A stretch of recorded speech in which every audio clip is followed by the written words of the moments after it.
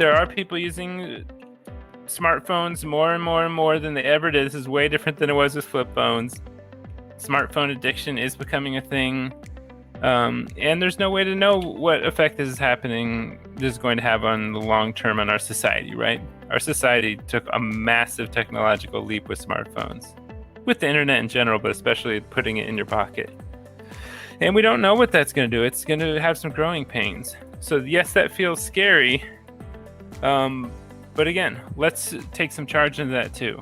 We have some power here too. This is your own smartphone that you use. It doesn't use you as much as it might feel like that sometimes. It's not. So let's take some power back, guys. One way is mindfulness apps. There are apps out there. The list goes on and on. Some popular ones: Headspace, the mindfulness app, Insight Timer. Some of these help you practice things, like Headspace. It might have meditation practice, tell you about the ideas of meditation.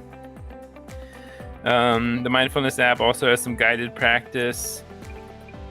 Insight Timer has a timer. It's got bells. It's got background sounds to help you meditate, including some guided meditation. So there's some different levels to this. Again, just like we were talking about with social media, we want to ask ourselves mindful questions. And I'm going on and just assuming you all know a little bit about mindfulness, I would think, being on here. But for those completely new, the very, very basics is that mindfulness has to do with trying to get away from being in automatic pilot mode, being literally mindful, aware. So you're trying to be as opposed to being automatic. Observing what you do, describing what you do to yourself, participating fully in a moment, and being non-judgmental. These are all aspects of being in the moment, being aware, being purposeful. So you can ask yourself these when you reach for your phone.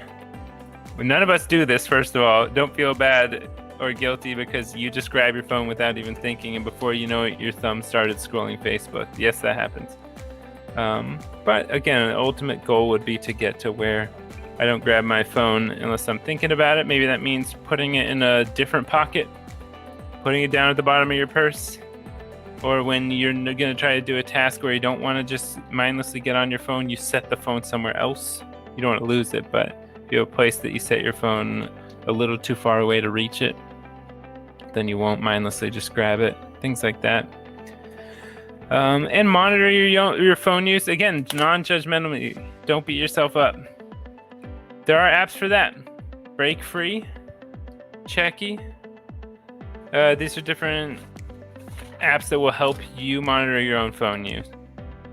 Break Free sends you a notification after you've used your device continuously for 10 minutes, and it reminds you to break free and interact with your life. You can say, "Shut up, break free, I'm doing something very important," or you can say, "Oh, thanks for waking me up. I was just skimming." So that's one that might help you if you like that kind of thing.